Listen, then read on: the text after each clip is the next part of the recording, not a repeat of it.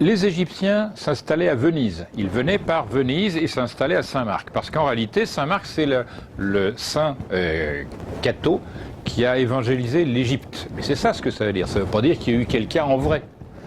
Première chose. Deuxième chose, il y a une autre infection, enfin non, une autre invasion qui s'est produite, puisque l'emblème de Saint-Marc, c'est le lion. Mais qui correspond à d'autres personnages que les Égyptiens. Qui ça, au lieu de sourire là-bas?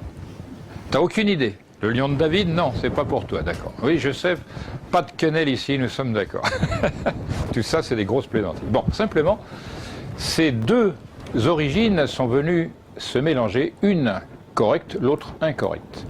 Mais avant ce mélange, dans ces lieux, il y avait déjà des envahisseurs, les Grecs.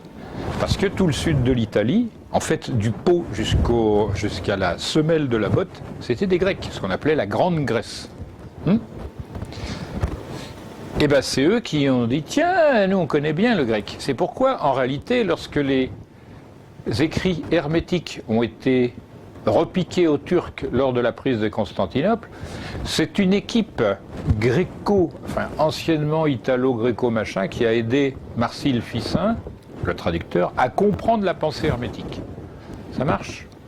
Mais, comme la région sud de l'Italie n'est pas riche, c'est les gens de la région romaine et du nord qui l'ont emporté dans ce qu'on a appelé le Quattrocento, puisque c'est eux qui payaient les artistes. Et les artistes venaient, faisaient leur truc, on leur disait non, ça c'est pas beau, je préfère ça, allez hop, et le message était détruit. Et les Français qui, eux, avaient enseigné préventivement, si je puis dire, les Italiens, c'était à la suite de ce qui s'est produit en France lorsque l'affaire Templière a tout arrêté.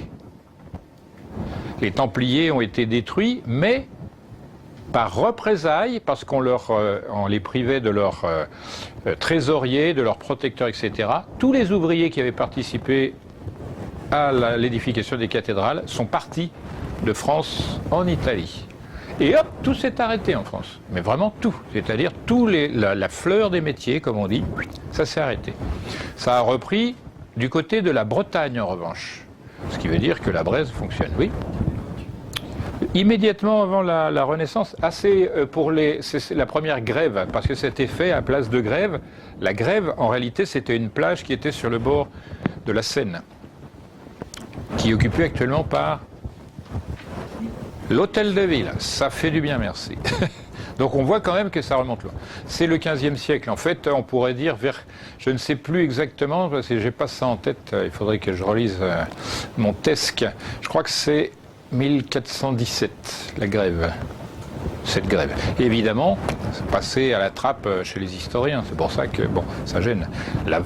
L'origine vraie de la Renaissance, italienne d'abord et française après, en réalité, c'était ce qu'on appelait le style picard, parce que ça s'exprimait exclusivement par des rébus.